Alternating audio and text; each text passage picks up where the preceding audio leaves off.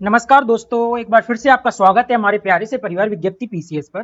तो आप लोग पिछली क्लास को देख के समझ ही चुके होंगे कि हम लोग सीसेट के लिए एक प्रोग्राम चला रहे हैं जिसमें सीसेट के 5 साल के जो आपको पीवाईक्यूज हैं वो कराए जा रहे हैं। अब इन पीवाईक्यूज में आप कहेंगे कि क्या खास है। पीवाईक्यू में आपको एक टॉपिक के साथ सारे क्वेश्चन एक साथ करवाए जा रहे हैं और ये बताया जा रहा है कई सारे क्वेश्चन जो रिपीट हो रहे हैं और उनकी डिजिट चेंज करके ये आपको सारे दे दिए जाते हैं। फिर आप वहां कंफ्यूज होते हैं ये कहां से क्वेश्चन आ गए हैं, या कई लोगों को जिनका मैथ्स बैकग्राउंड नहीं है उनके लिए वो क्वेश्चन टफ लगते हैं। तो हम उन क्वेश्चन को डील करेंगे जो कई बार रिपीट क्वेश्चन हो रहे हैं, जो काफी इजी, मतलब इजी तो नहीं करेंगे, मतलब मॉडरेट क्वेश्चन होते हैं, उनको डील कर सकते हैं आप। तो जिससे आपके मैथ्स में काफी क्वेश्चन आप हल कर सकते हैं और आप काफी हद तक मैथ्स के क्वेश्चन हल करके सीसेट को क्रॉस कर सकते हैं, सीसेट को क्वालिफाई कर सकते हैं। तो चलिए, हम पीछे की क्लास में हम लोग काफी क्वेश्चन, लगभग आधे क्वेश्चन देख चुके थे 5 सालों में। लगभग 60 के आसपास क्वेश्चन है, जिसमें से हम 25 से 28 क्वेश्चन के आसपास पिछली क्लास में देख चुके थे।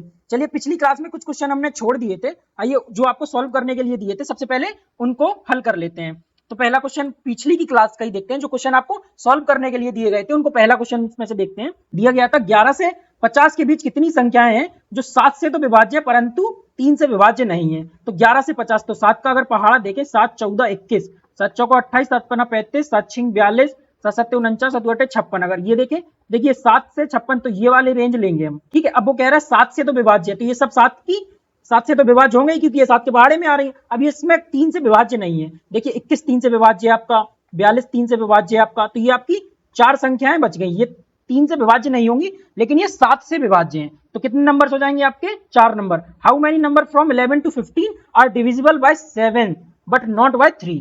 तो जो 7 से डिवाइड है लेकिन 3 से डिवाइड नहीं है, तो वो हो जाएगी आपकी 14, 28, 35 और 49, सॉरी, ये आपकी 4 संख्या हो जाएंगी जो 7 से डिवाइड है और 3 से डिवाइड नहीं है। काफी इजी क्वेश्चन था, इसको आप कर भी सकते थे। आइए, जो पिछले क्लास में हमने कोई एक क्वेश्चन छोड़ा था, ये वो वाला भी देख लेते हैं। काफी बच्चों को ये क्वेश्चन बहुत टफ लगा है।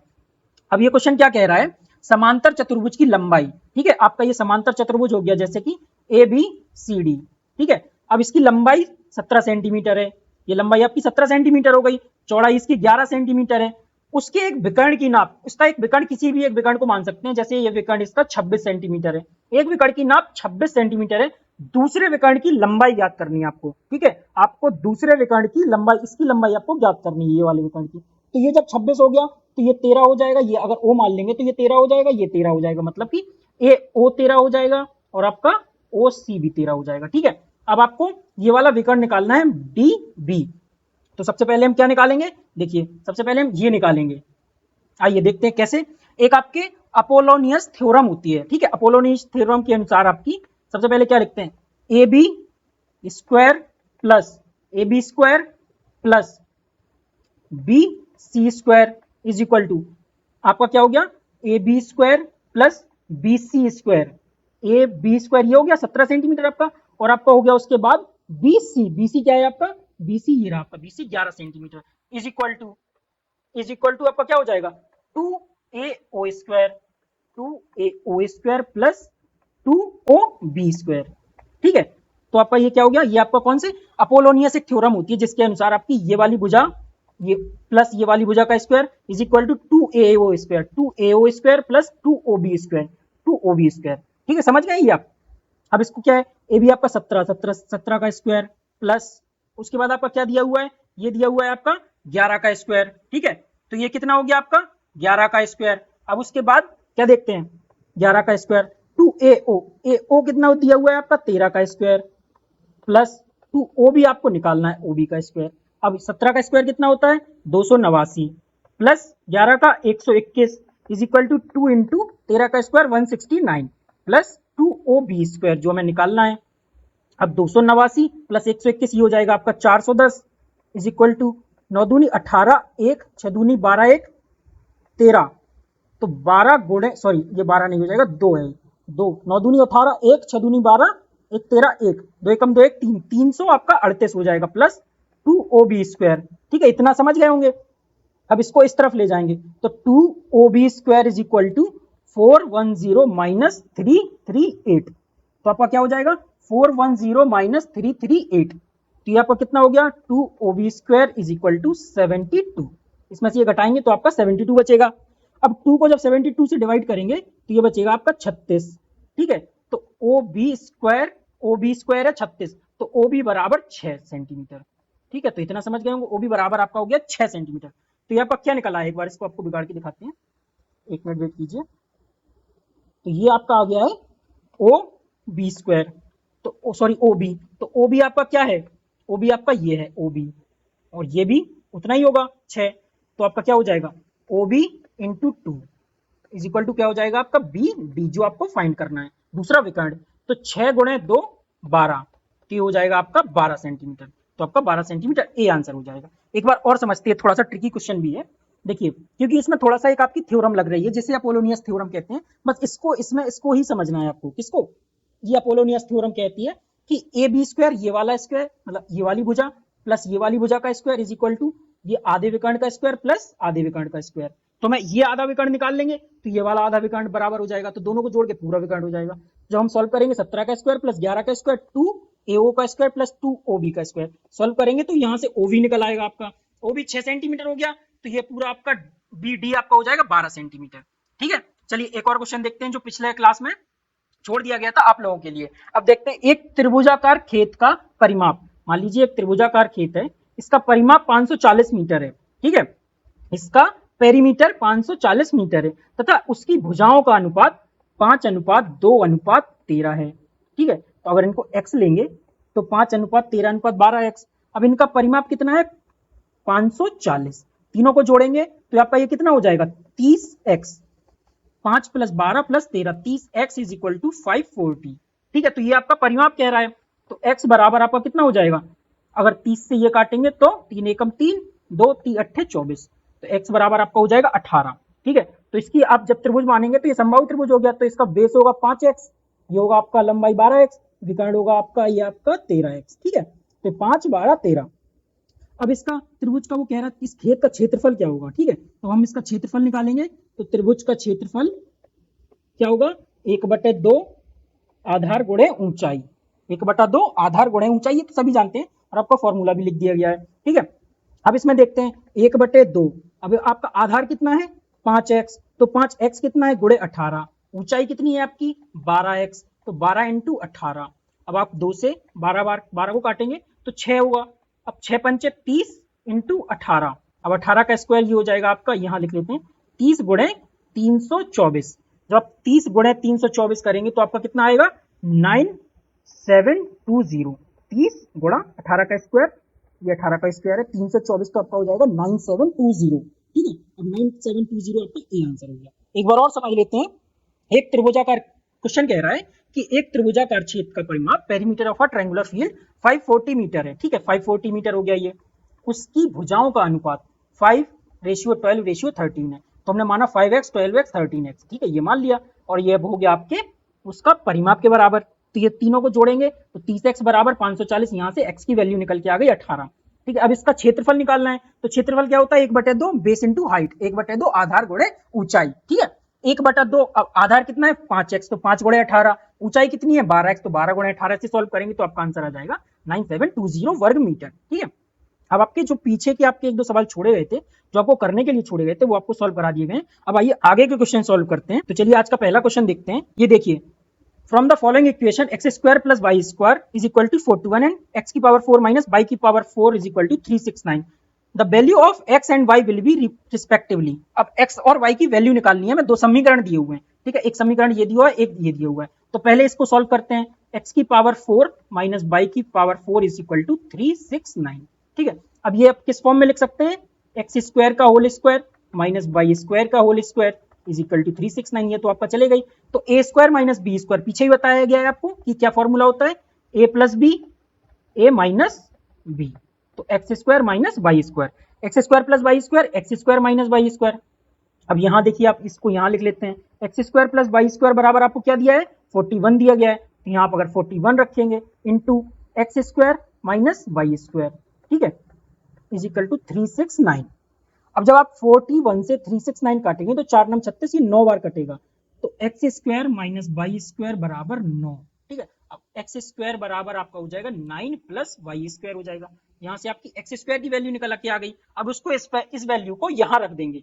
ठीक है, इस वैल्यू को x² की वैल्यू को यहाँ रख देंगे, तो 9 + y² is equal to 9 + y² plus y square is equal to 41, 9 plus 2y square is equal to 41, तो 2y स्क्वायर बराबर 9 को उस तरफ ले जाएंगे, 41 माइनस 9 तो ये हो जाएगा आपका 32, तो 32 को 3 से 2 से डिवाइड करेंगे तो ये हो जाएगा y स्क्वायर बराबर 16, y बराबर 4।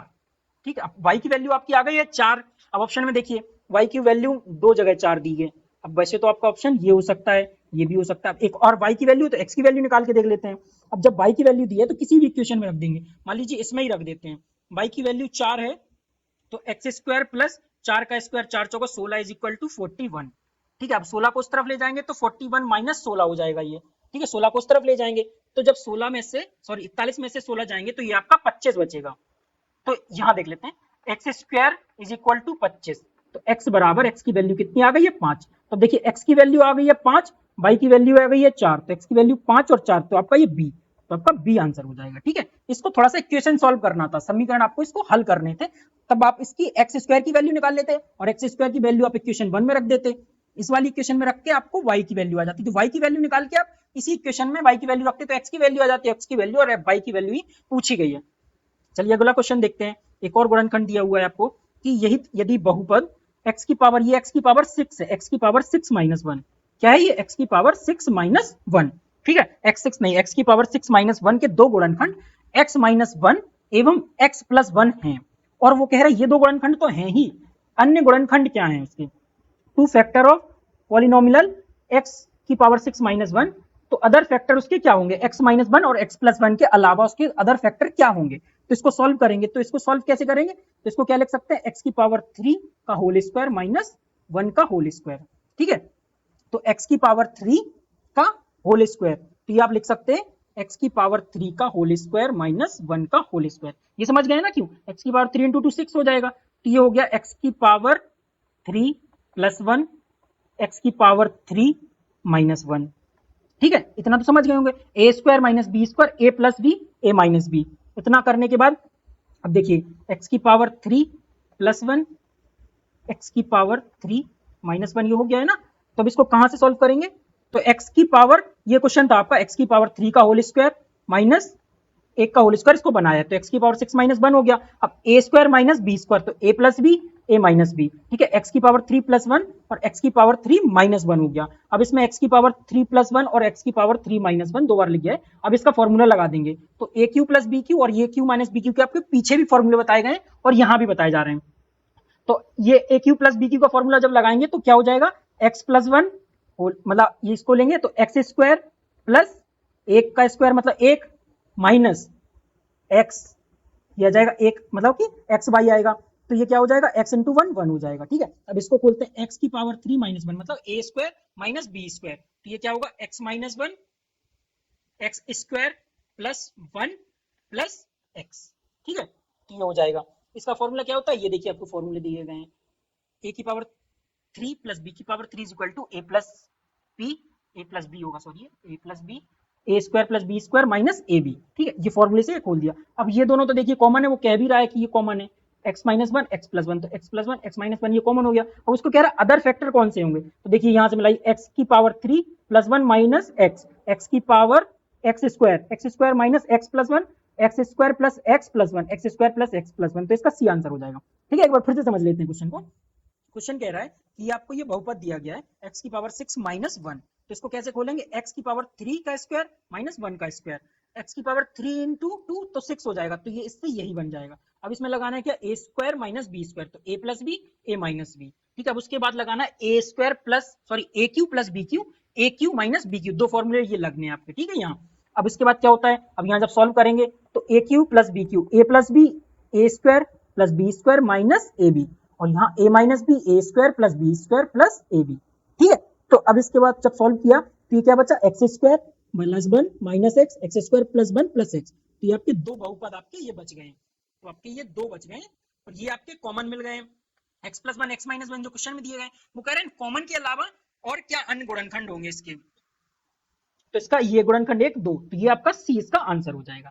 ठीक है, समझ गए, आगे चलते हैं। देखिए अब ये क्वेश्चन आपका देखिए 2 साल तो रिपीट यही हुआ है और पहले भी रिपीट हुआ है ये, 2018 2020 में हो सकता है, 2024 में भी रिपीट हो जाए। तो क्वेश्चन ऐसे होते हैं जो लोग देख के ही छोड़ देते हैं, कई क्वेश्चन तो ऐसे होते हैं, जबकि वो क्वेश्चन बहुत टफ नहीं होते हैं। जब आप देखेंगे सॉल्व करेंगे तो ये बहुत टफ आपको नहीं लगेगा। चलिए इसको सॉल्व करते हैं। तो यहां से ये कह रहा है कि y upon x is equal to 2 minus x upon y है, तो x cube plus x Y square upon x cube plus y cube की वैल्यू क्या होगी। यदि ये वैल्यू दी गई है तो इसकी वैल्यू क्या होगी, वो ये पूछ रहा है।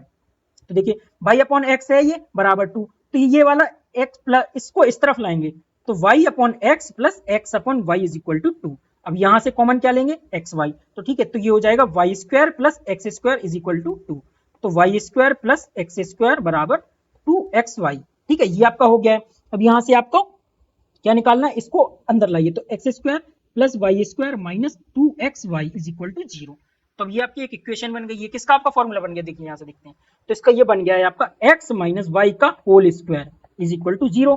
तो इसका होल स्क्वायर खोलेंगे तो क्या होगा, x square plus y square minus 2xy। तो ये x माइनस वाई का होल स्क्वायर हो गया आपका। तो x माइनस वाई बराबर 0, दोनों तरफ अगर वर्क करेंगे तो 0 हो जाएगा। तो x बराबर क्या हो जाएगा आपका y। ठीक है, अब इस x की बराबर y की वैल्यू को रखेंगे आप इस इक्वेशन में। ठीक है, तो ये क्या दिया हुआ है, X cube plus x Y square upon X की पावर 3 प्लस वाई की पावर 3। अब y की जगह x रख देंगे, X cube plus X into X square, यहाँ ये y की वैल्यू रख दी, plus X cube plus X की पावर 3। अब देखिए ऊपर क्या हो गया, ये भी एक्स क्यू हो गया, तो 2x Q upon 2x Q. ठीक है, तो इससे ये कट गया, तो इसका आंसर क्या हो जाएगा आपका 1। इसका आंसर आपका डी हो गया। तो यहां से देखिए सबसे पहले ये इक्वेशन दी गई है, एक बार फिर से समझ लेते हैं। तो y अपॉन एक्स आपका is equal to 2 minus x upon y दिया गया है, इसको सॉल्व करना है। तो सबसे पहले इसको इक्वेशन में बनाना होगा, इक्वेशन में बनाने के लिए इसको इस तरफ लाना होगा। तो y अपॉन एक्स ये माइनस का है इस तरफ, तो इस तरफ आएगा प्लस का हो जाएगा। तो y upon x plus x upon y को सॉल्व करेंगे तो आपकी ये इक्वेशन बनेगी x square plus y square minus 2xy। तो ये आपका ये फॉर्मूला किसका हो गया है, x माइनस वाई का होल स्क्वायर। किसका हो गया है, x माइनस वाई का होल स्क्वायर का ये फॉर्मूला हो गया है। अब जब आप दोनों तरफ वर्क करेंगे तो x माइनस वाई बराबर 0, x बराबर आपका y हो जाएगा। अब x की वैल्यू इसमें रख देंगे तो ये आपका एक आंसर आ जाएगा। जब इसको सॉल्व करेंगे तो यहाँ से ये 2x क्यू हो जाएगा बटे 2x क्यू हो जाएगा, पूरा कट जाएगा तो इसकी वैल्यू 1 हो जाएगी। ठीक है, समझ गए। आइए अगला क्वेश्चन देखते हैं। ऐसे ही बहुत टफ क्वेश्चन नहीं होते हैं, बहुत ईजी क्वेश्चन होते हैं। अगर एक दो बार आप समझ लेंगे तो आपको बहुत ज्यादा टफ नहीं लगेगा। ठीक है, अब ये क्या दिया हुआ है, व्यंजक 2x cube plus x square, ये माइनस है यहाँ। ठीक है, इसमें दिया हुआ है माइनस 2x माइनस 1। देखिए ये तो आप कहेंगे और ज्यादा इजी है, ये किससे विभाज्य ये पूछ रहा है। अब इसके फैक्टराइजेशन करना है बस, तो दो फैक्टर ले लीजिए। यहाँ से क्या कॉमन आएगा आपका एक्स स्क्वायर, ये क्या बचेगा 2x प्लस 1, यहाँ से माइनस, यहाँ से 1 कॉमन ले लिया। 1 क्यों कॉमन लिया, क्योंकि इसको भी 2x प्लस 1 बनाना है। तो ये आपका क्या हो गया 2x प्लस 1, दूसरा फैक्टर हो गया एक्स स्क्वायर माइनस 1। तो अब ये किससे डिविजिबल होगा, ये आपका 2x प्लस 1 से डिवाइड होगा। 2x प्लस 1 ये आपका बी आंसर दिया हुआ है। अगर ये ना दिया होता और ये दिया होता एक्स स्क्वायर माइनस 1, तो ये एक्स स्क्वायर माइनस 1 से भी डिवाइड होगा, तो ये दोनों से डिवाइड होगा। ठीक है, तो इतना इजी होता है। देखिए आप बस एक बार आपको फैक्टर समझने हैं, दोनों के फैक्टर कीजिए, 2x प्लस 1 कॉमन आ जाएगा, 2x प्लस 1 आपका आंसर हो जाएगा। अगला क्वेश्चन देखते हैं। P तथा Q 5:6 के अनुपात में है और इनके वर्गों का अंतर 99 है। माना PQ वो कह रहा है कि 5:6 है, तो इनको 5x 6x मान लेते हैं। अब वो कह रहा है दोनों को वर्गों का अंतर 99 है, तो दोनों के वर्गों को तो अंतर में बढ़ा लेंगे, तो 6x का होल स्क्वायर, दोनों के वर्गों का अंतर 5x का होल स्क्वायर बराबर वो कह रहा है 99 है। ठीक है, तो वो कह रहा है दोनों के वर्गों का अंतर, तो 5x 6x का तो बड़ा आगे लिखेंगे, तो बड़ा माइनस छोटा बराबर 99, स्क्वायर करेंगे दोनों, तो 36x square minus 25x square बराबर 99। 36 माइनस 25x स्क्वायर बराबर 99। अब 36 में से जब 25x जाएगा, 25x स्क्वायर जाएगा, तो ये आपका बचेगा 11x स्क्वायर बराबर 99। आपको ये सब स्टेप्स करके दिखाए जा रहे हैं, वरना आपको सब स्टेप्स करने की जरूरत नहीं होगी। आप कहेंगे सर इतना इलेबोरेट क्यों कर रहे हैं, वरना इसलिए कि कई बच्चों को एक एक स्टेप्स छोड़ने के बाद उनको समझ नहीं आता, उनको लगता पता नहीं ये कहाँ से नया थ्योरम आ गई है, इसलिए एक एक स्टेप सॉल्व करके दिखाया जा रहा है। जब आप देखेंगे तो आप कई स्टेप्स छोड़ सकते हैं, एग्जाम में जल्दी जल्दी करना होता है। ठीक है, तो 11x स्क्वायर बराबर 99, तो 11 से 99 9 बार में कटेगा, तो x स्क्वायर बराबर 9। अब x बराबर 3 हो जाएगा, x की वैल्यू आपकी आ गई 3। अब x की वैल्यू आप इसमें रख देंगे, x की वैल्यू जब आप इसमें रखेंगे तो ये आपकी p रेशियो q क्या हो जाएगा, ये हो जाएगा आपका 5 गुणा 3, ये हो जाएगा आपका 6 गुणा 3, तो 5 3 15, 6 3 18 हो जाएगा, तो p आपका 15 हो जाएगा, q आपका 18 हो जाएगा। अब उसने पूछा p का मान है, तो p का मान आपका 15 हो जाएगा। अगर वो पूछता q का मान, तो q का मान 18 हो जाता। ठीक है, तो इतना इजी होता है। देखिए 5x करना है आपको, स्क्वायर करके घटाना है, घटाने के बाद काटना है, x की वैल्यू आ जाएगी, x की वैल्यू फिर से इसमें रख देनी है, तो p और q की वैल्यू आ जाएगी।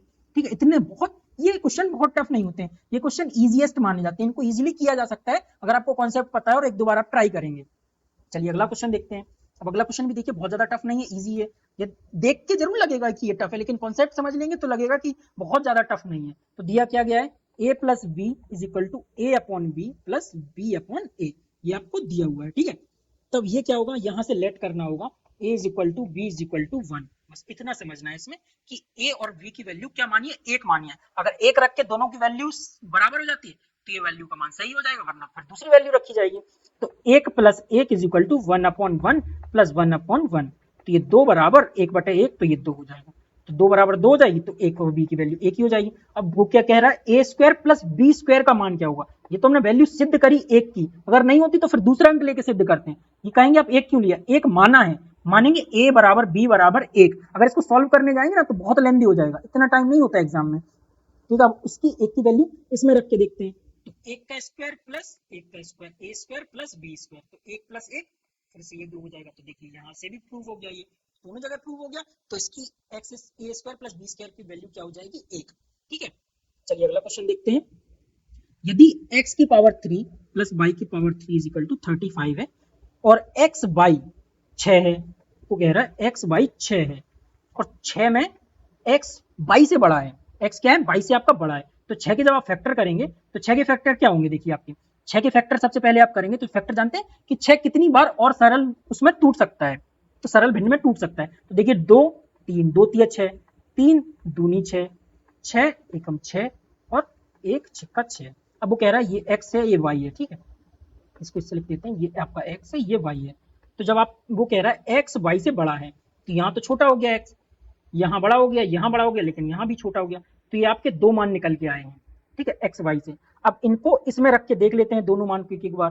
तो ये क्या दिया हुआ, x cube plus y cube is equal to 35। अब सबसे पहले 3 दो को रख के देखेंगे, तो 3 का क्यूब क्या होगा, 3 3 9 27 प्लस 2 दूनी 4 प्लस 8, तो ये 35 हो जाएगा, 27 प्लस 8 आपका 35 हो जाएगा, तो यही हो जाएगा। अब फिर भी आपकी तसल्ली के लिए आप एक बार इसको ये रख के देख लेते हैं, 6 और 1, तो 6 का क्यूब क्या हो जाएगा आपका 216, 1 का क्यूब 1, तो ये तो 217 हो जाएगा। तो ये भी वैल्यू नहीं ले सकते, तो इसकी वैल्यू 3 और 2 वैल्यू लेंगे। तो ये आपका इससे तो इससे पता चल गई आपकी x की वैल्यू 3 है और y की वैल्यू 2 है, ठीक है। लेकिन उसने क्वेश्चन में क्या पूछा है कि x माइनस वाई का मान क्या होगा, x माइनस वाई, 3 माइनस 2 का मान क्या होगा 1, उसका आंसर आपका 1 हो जाएगा, ठीक है। बहुत ज्यादा टफ नहीं था, ये समझना है आपको, केवल आपको ये समझना है कि यहाँ कह रहा है x और y 6 है, लेकिन जिसमें x is greater than y है, x इज आपका ग्रेटर देन है, तो x आपका y से बड़ा है, तो इसके जब फैक्टर करेंगे तो 3 2 बड़े से 3 से मतलब 2 से बड़ा 3 निकलेगा, तो 3 और 2 के फैक्टर हो सकते हैं, 6 और 1 का हो सकता है। तो हम 6 और 1 का रख के देखेंगे तो ये वैल्यू सॉल्व नहीं होगी, लेकिन 3 और 2 का रख के देखेंगे तो ये वैल्यू प्रूव हो जाएगी। तो x और y की वैल्यू आपको यहाँ से समझ आ जाएगी कि x की वैल्यू 3 हो गई, y की वैल्यू 2 हो गई। देखिए बस इतना सा समझने का क्वेश्चन था, ये क्वेश्चन आपका सॉल्व हो जाता। चलिए अगला क्वेश्चन देखते हैं। अब यहाँ से आपके रेलगाड़ी या ट्रेन स्पीड वाले क्वेश्चन आ गए हैं, आपके ट्रेन वाले क्वेश्चन भी पर ईयर क्वेश्चन एक क्वेश्चन आपका आता ही आता है। तो अब क्वेश्चन एक देख लेते हैं, बहुत टफ नहीं होता ये भी क्वेश्चन, एक बार बस कॉन्सेप्ट एक दो कॉन्सेप्ट समझ जाएंगे, उसके बाद चाहे जैसा रेलगाड़ी या घुमा के क्वेश्चन दे दे आप नहीं भूलेंगे। सबसे पहले बस इसमें यही समझना है, रेल दे, नाव वाले क्वेश्चन दे, स्पीड चाहिए, कोई भी क्वेश्चन दे, इसमें मेनली ये समझना होता है कि सबसे पहले आपकी, यदि वो कह रहा है कि दो ट्रेन या दो नावों की चाल विपरीत है, जब एक दूसरे के विपरीत चल रहे होंगे तो उनको जोड़ा जाएगा। यदि कह देंगे एक ट्रेन यहां से आ रही है, एक ट्रेन एक दूसरे के विपरीत आ रही है, तो दोनों की स्पीड भी जुड़ेगी, दोनों की डिस्टेंस भी जुड़ेगी। मान लो कहते 120 मीटर है, ये मान लीजिए 100 मीटर है, तो दोनों की स्पीड हो जाए, मतलब कि दोनों का डिस्टेंस 220 हो जाएगा, और स्पीड देंगे तो स्पीड भी जुड़ जाएगी उसकी। और अगर कह दें कि दोनों एक ही दिशा में चल रही हैं, एक ही डायरेक्शन में दोनों गाड़ियां जा रही हैं, तो उनको हम घटा देंगे। मान लीजिए उसकी कह दे इसकी 20 स्पीड है, इसकी 30 स्पीड है, तो 30 में से 20, तो इनकी इफेक्टिव स्पीड 10 बचेगी। बस इतना कॉन्सेप्ट समझना है आपको, ठीक है। अब आगे चल के देखते हैं। देखिए वो कह रहा है क्वेश्चन 127 मीटर और 98 मीटर लंबी दो रेलगाड़ियां हैं, तो ट्रेन 1, तो यहाँ से इसका डिस्टेंस 1 कर लेते हैं, डिस्टेंस 1 ट्रेन का है 127 मीटर, ठीक है, और डिस्टेंस 2 है दूसरी ट्रेन का दूसरी ट्रेन का डिस्टेंस है, डिस्टेंस मतलब लंबाई, वही डिस्टेंस हो जाता है उनका 98 मीटर। तो इनको जोड़ लेंगे तो जोड़ने से इफेक्टिव आ जाएगा 8 7 15 1 9 2 11 1 12, तो 225 मीटर स्क्वायर, सॉरी मीटर, इसका इफेक्टिव डिस्टेंस हो जाएगा दोनों ट्रेन का, ठीक है। तो ये समझ गए आप, दोनों ट्रेन का हमने इफेक्टिव डिस्टेंस निकाल लिया। और दोनों को जोड़ा क्यों, क्योंकि वो कह रहा है कि विपरीत दिशाओं में, तो ये हमने समझा है विपरीत दिशाओं में जब चलेंगी तो दोनों की स्पीड या दोनों की डिस्टेंस या दोनों की लंबाई को जोड़ा जाएगा। दो ट्रेनों की लंबाई विपरीत दिशाओं में क्रमानुसार उनकी 35 किलोमीटर और 55 किलोमीटर की चाल से। तो स्पीड की क्या हुई, ट्रेन 1 की स्पीड है आपकी 35 किलोमीटर पर आवर, ट्रेन 2 की स्पीड क्या है आपकी 55 किलोमीटर पर आवर। ठीक है, तो दोनों को फिर से जोड़ देंगे क्योंकि विपरीत डायरेक्शन में जा रही हैं, रिवर्स डायरेक्शन में जा रही हैं, अपोजिट डायरेक्शन में है, तो इनका क्या हो जाएगा 5 5 10 1 5 3 8 1 9, तो ये 90 किलोमीटर पर आवर है। अब यहाँ देखिए, आप एक चीज और समझिए, ये किलोमीटर पर आवर में दिया है, ये मीटर में दिया हुआ है, आंसर भी इसका सेकंड में दिया है, तो इसको हमें मीटर पर सेकंड में बदलना है। एक यहाँ कॉन्सेप्ट समझ लीजिए, ट्रिक समझ लीजिए, जो भी आपका है, यदि देखिए बड़े को छोटे में बदलना है, किलोमीटर आपका बड़ा है, बड़े को आप छोटे में बदलेंगे तो आपका छोटे में बदलना है ना आपको, तो ऊपर छोटा मान आएगा। और यहीं से एक कॉन्सेप्ट और समझ लीजिए, अगर मीटर पर सेकंड को किलोमीटर पर आवर में बदलना है तो छोटे को बड़े में बदलना है, तो ये आपका 18/5 से 4 लिया डिस्टेंस, सॉरी स्पीड में इतने से ही गुणा होगा, तो ये आपका क्या दिया हुआ है 90 दिया हुआ है, 90 किलोमीटर पर आवर में दिया गया है आपकी ये स्पीड। तो आपकी effective speed 90 kilometre per hour दी गई है, तो 90 इंटू 5/18, तो 18 पंचे 90, तो ये स्पीड इसकी इफेक्टिव स्पीड हो जाएगी 5 गुणे 5 25 मीटर पर सेकंड। ये आपकी हो गई है स्पीड दोनों ट्रेनों की, और ये आपकी हो गई है डिस्टेंस। अब क्या पूछ रहा है, कितने समय के बाद एक दूसरे को पार कर जाएंगे, तो डिस्टेंस बराबर स्पीड इंटू टाइम, ये सभी जानते हैं कि डिस्टेंस बराबर स्पीड इंटू टाइम, की दूरी बराबर चाल बटे समय। ठीक है, सॉरी, डिस्टेंस दूरी बराबर चाल गुणे समय, चाल बराबर दूरी बटे समय, डिस्टेंस बराबर स्पीड इंटू टाइम। अब यहां से आपको देखिए डिस्टेंस दिया गया है 225, आपको स्पीड दी गई है 25, अब आपको कह रहा है टाइम निकालिए, तो टाइम 25 नंबर 225, तो टी बराबर 9 सेकंड आपका आंसर हो जाएगा। ठीक है, अब समझ गए ना कि दोनों की जब डायरेक्शन विपरीत अपोजिट डायरेक्शन दिए गए तो दोनों की डिस्टेंस जोड़ देंगे तो ये 225 मीटर हो जाएगा। ये तो इजी था, बस यहां समझने वाला थोड़ा सा था कि आपकी जब चाल 35 दी है 55 दी है, दोनों को जोड़ेंगे 90, और जोड़ेंगे क्यों ये भी बता दिया है, दोनों विपरीत डायरेक्शन में जा रहे हैं, और जब सेम डायरेक्शन में जा रहे होंगे तो आपका घटाएंगे, तो विपरीत डायरेक्शन में जाने के कारण दोनों को जोड़ा जा रहा है, लेकिन ये किलोमीटर पर आवर में है, इसको छोटे मीटर पर सेकंड में बदलना है, मतलब किलोमीटर से आपको मीटर में बदलना है, तो आप 5/18 से आप इसका गुणा करेंगे, 90 गुणे 5/18 करेंगे तो स्पीड आपकी इफेक्टिव आएगी 25 मीटर पर सेकंड आ जाएगी। अब फॉर्मूला उसमें क्या कह रहा है क्वेश्चन में कि ये कितने समय में एक दूसरे को पार कर जाएंगे, तो मतलब समय पूछ रहा है, टाइम पूछ रहा है, तो डिस्टेंस बराबर स्पीड इंटू टाइम, तो 225 बराबर 25 गुणे टी, तो ये आ जाएगा आपका 9 सेकंड। ठीक है, ऐसे ही सारे क्वेश्चन, इससे ही सारे क्वेश्चन आपके हल हो जाएंगे। अब देखिए अगला क्वेश्चन इसी पैटर्न पे देखते हैं।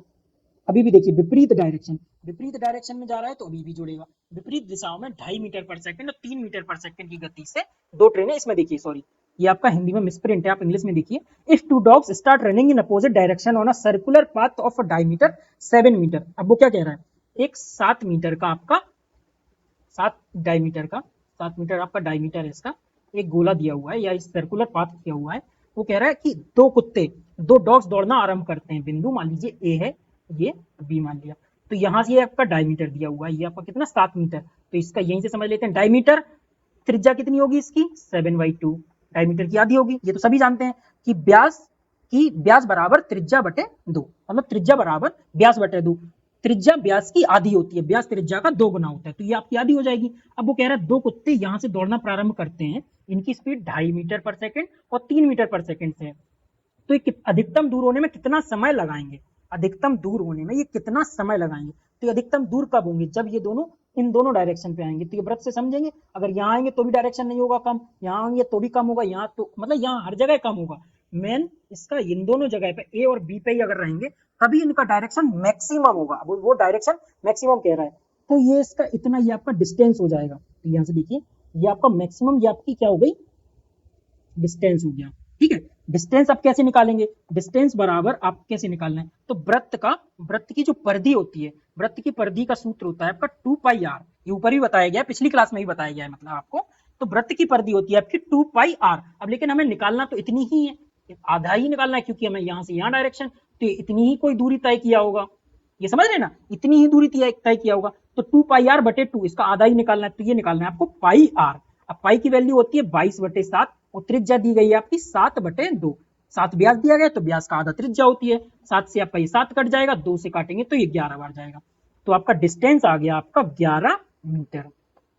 अब डिस्टेंस निकाल लिया, अब उसने स्पीड दी ही हुई है, देखिए स्पीड 1 है उसकी 2.5 मीटर पर सेकेंड, स्पीड 2 है उसकी 3 मीटर पर सेकेंड।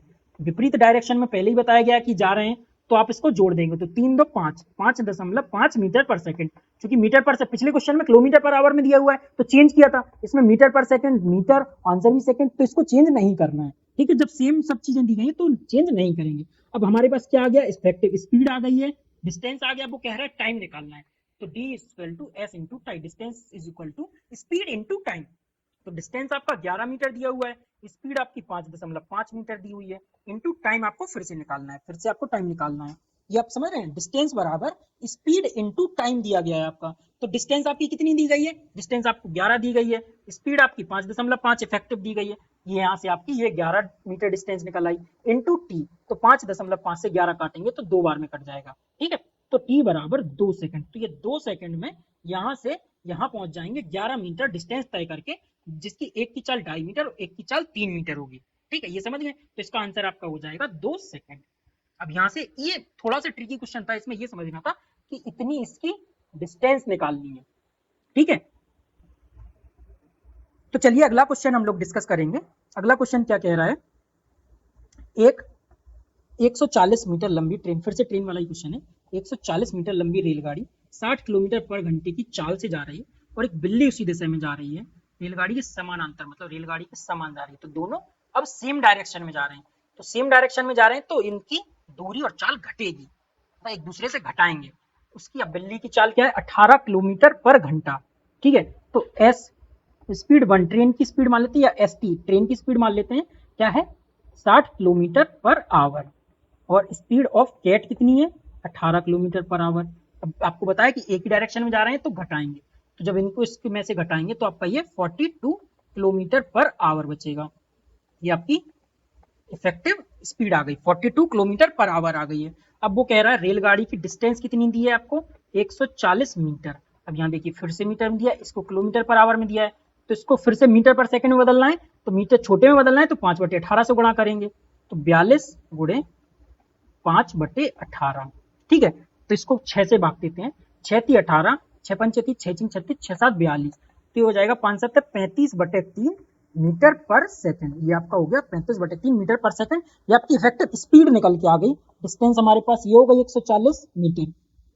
डिस्टेंस बराबर एक ही फॉर्मूला रख लीजिए आप, डिस्टेंस बराबर स्पीड इनटू टाइम। वैसे तो लगभग लोगों को याद ही होगा, पर अगर किसी को नहीं रहता है ना तो इंग्लिश में कर लीजिए, DST, department of science and technology, कुछ भी मतलब मैंने ऐसे याद कर रहा है। अगर जैसे कंफ्यूजन रहती है वहां कि चाल कहाँ आएगी, दूरी कहाँ आएगी, कई बच्चों को हो जाता है कंफ्यूजन, तो इसलिए बता रहा हूँ DST या इंग्लिश में याद, जैसे भी अगर आप याद रख लीजिए ताकि एग्जाम में कंफ्यूजन ना हो आपको।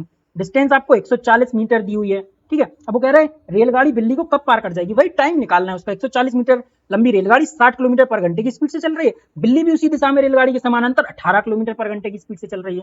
अब रेलगाड़ी बिल्ली को कब पार कर जाएगी, क्योंकि रेलगाड़ी की स्पीड ज्यादा है 60 है, बिल्ली की स्पीड कम है, तो ऑब्वियस सी बात है कि रेलगाड़ी बिल्ली को क्रॉस कर जाएगी। दोनों एक ही दिशा में चल रहे हैं तो माइनस होगा, दोनों की स्पीड माइनस करेंगे तो 42 आएगी। ये किलोमीटर पर घंटे में दी हुई है, ये आपकी किलोमीटर पर घंटे में दी हुई है, तो इसको हमें मीटर पर सेकंड में बदल लिया है हमने। फिर इसकी डिस्टेंस हम देखते हैं, डिस्टेंस 140 मीटर रेलगाड़ी की दी है, 140 बराबर स्पीड कितनी है आपकी 35/3 इंटू टाइम, तो 35 से कट रहा है, 35 से देखिए 3 तिरका 9 3 चौको 12, तो 35 चौको 140 हो जाएगा।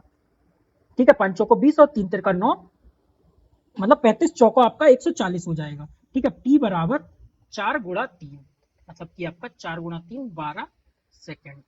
तो 12 सेकंड में ट्रेन 60 किलोमीटर पर घंटे की स्पीड से चल के बिल्ली को 12 सेकंड में क्रॉस कर जाएगी। ठीक है, तो ये आपका 12 सेकंड आंसर हो जाएगा।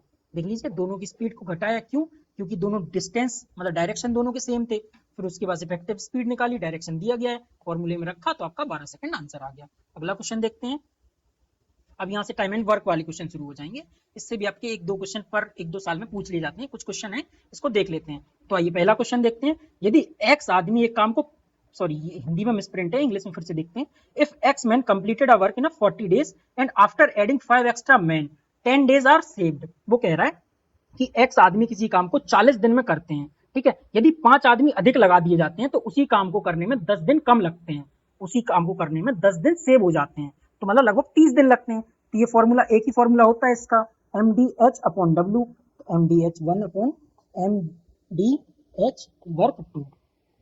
इससे आपके इस फॉर्मूले से आपके लघु टाइमिंग वर्क के सारे क्वेश्चन सॉल्व हो जाते हैं। तो देखिए वो कह रहा है एक्स आदमी दिए गए हैं, कितने दिन में कर रहे हैं, एक्स आदमी 40 दिन में, आपको घंटे दी नहीं गए, वर्क आपको एक ही दिया गया, कोई वर्क दिया नहीं गया है तो ठीक है। अब मेन टू, अब जब वो कहता है कि 5 एक्स्ट्रा, तो एक्स प्लस 5, 5 एक्स्ट्रा लोग लगाए तो आपके डे कितने, 10 दिन कम हो गए, 40 दिन थे तो 40 माइनस 10, 10 दिन आपके कम हो गए, वर्क तो वही है। अब 40x इज इक्वल टू, ये आपका 30 बचेगा, ये आपका 30 हो जाएगा, तो 30x प्लस 5 थी 15, 150। अब 30x को इस तरफ लाएंगे तो 40x minus 30x is equal to 150। ठीक है, यहाँ देखते हैं तो 10x is equal to 150, x बराबर 15, तो आपकी x की वैल्यू निकल के आ गई 15।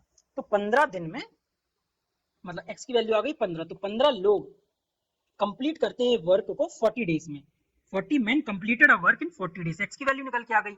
अब वो कह रहा है कि 30 आदमी, जब 15 आदमी किसी काम को 40 दिन में कर रहे हैं, 30 आदमी बढ़ा दिए, तो आप जानते हैं इसका रिवर्स होता है, तो ये आपको 20 दिन में करके देंगे, ये आपको 20 दिन में करेंगे, ज्यादा आदमी लगा देंगे, एफिशिएंसी ज्यादा होगी उनकी।